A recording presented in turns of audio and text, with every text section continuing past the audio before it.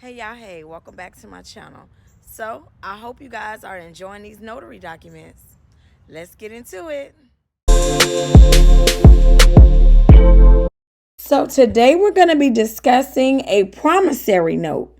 So, this is a note that would be utilized if maybe somebody is promising somebody else something. So, if somebody is borrowing money and you want to make sure that you get your money back, if it's a large amount of money, you want to go ahead and try to make it as legal as possible so that you can possibly get your money back. So, you would go ahead. First, you would get the identifications from all parties. So, if it is the lender and the borrower only, you would verify their identifications and make sure that their names match what's on this document. And then the addresses, they don't have to match because the address that's on this document needs to be where they're currently residing. But you need to make sure those names are correct.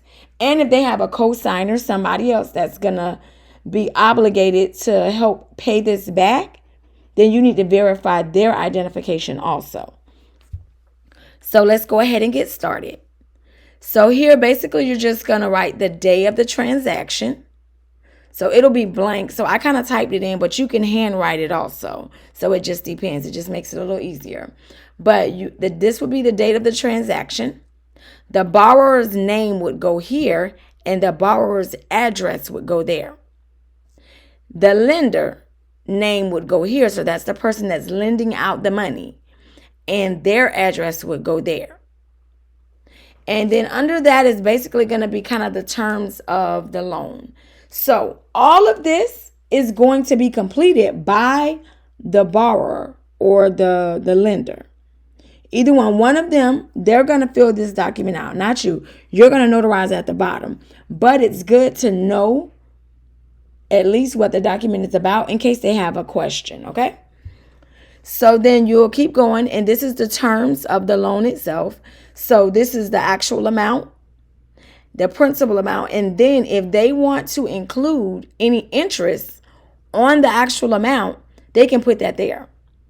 So they will put the interest here and check how often the interest will be added. And if they want it to specify exactly how they want it, they can check here under other and write in that whatever it is they want to do. So then here this says this is the borrower to receive the money by. So this is when they're going to give the money out. So they're filling this paper out today. If the person is going to get the money today, this is when it's going to happen. So that day that the person is going to get the money is going to go there. You'll come here, down here for payments. And this is going to basically talk about how they want to be paid back, how the lender wants to be paid back. So it just basically, you just would choose what they would choose, whether it's a lump sum or in installments. So weekly, monthly, quarterly, however they want it. So if it's a lump sum, they would check there or select there, however. This would be the amount that is owed. This is the principal and the interest together right there. And this is the day that they want it back by. So it's due on this day right here. So after this day, it's considered late. You'll come down further. And this is basically saying what is considered late. So after that day, so you can give them however many days after the due date to consider it late. And then once it's late, now we talk about fees. So you'll come down here and then it'll be for late fees. And so you can choose to not give late fees, or that person can choose to do late fees. And then if they choose to do late fees, they need to write an amount. And if it's for that one time, or if it's per day, or whatever their wishes, would go here. And then we'll go here. And you'll keep coming down. And if there's no cosigner, so a cosigner is if the person that received the money doesn't have the money. The cosigner is the one who would be on the hook for the money. So if you have that person, you would select here and put their name there. And then you'll come down here, and I don't see how this would even be a thing, but a prepayment penalty. So if that person pays them back early it could be a penalty if they say so. If not, then you would select here, no prepayment penalty. For me, I want my money as soon as possible. So everybody's different. Now, you'll come down here further, and this is just basically different stipulations for the agreement that these people would have. And ultimately, this is one of the important parts here. This is about the attorney fees. This says that if that person does not pay you back or pay them back, that the person who borrowed the money, they are responsible for the attorney fees that the person has to pay for in order to get their money back. So all this small print should be read by both parties. But ultimately, you are there just to notarize a document, and hopefully they've already went over these documents. So we'll just keep going. And basically here, if they wanted to add anything different, anything extra that's not on here that they want in their agreement, they can handwrite that here. And if they don't handwrite anything, you need to write none, or have them write none, because you don't want anything to be added later on after everything is completed. So then you'll come down here. And so the lender would sign their name, print their name, and write the day that this document is being completed. The borrower would do the same. They would sign, print, and write the date.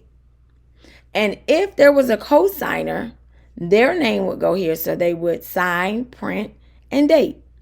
And if there is no co-signer, you make sure to put none, because you don't want anything to be added later on. Now, if you notice, this document has no notarial language on it. And we all know that you cannot put your stamp anywhere where there is no notarial language. So you need to make sure, if you don't have a jurat or acknowledgement stamp, you need to have a loose leaf certificate to attach to this. And you can download those anywhere. But basically, it's just the notarial language that needs to be on this document.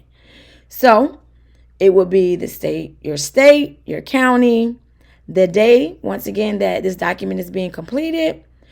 As a notary, you would sign your name here, write your expiration date, and then you would put your notarial stamp here.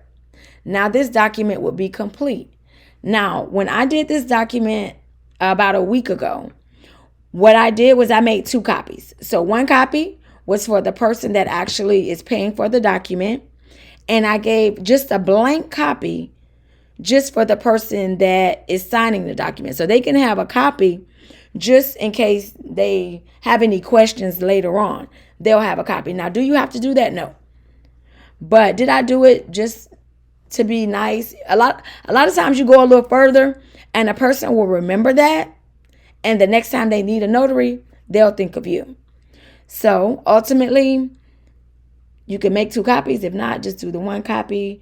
If they need that, if they need you to print it out. And remember, everything you do extra is extra. So if you are printing out documents, if you're scanning documents, if you're emailing documents, if you're dropping documents off to any kind of location, all of that is extra on top of it. So either way, thank you so very much for coming by my channel, and look for more documents, because we're definitely going to get into some more. Have a good rest of your day.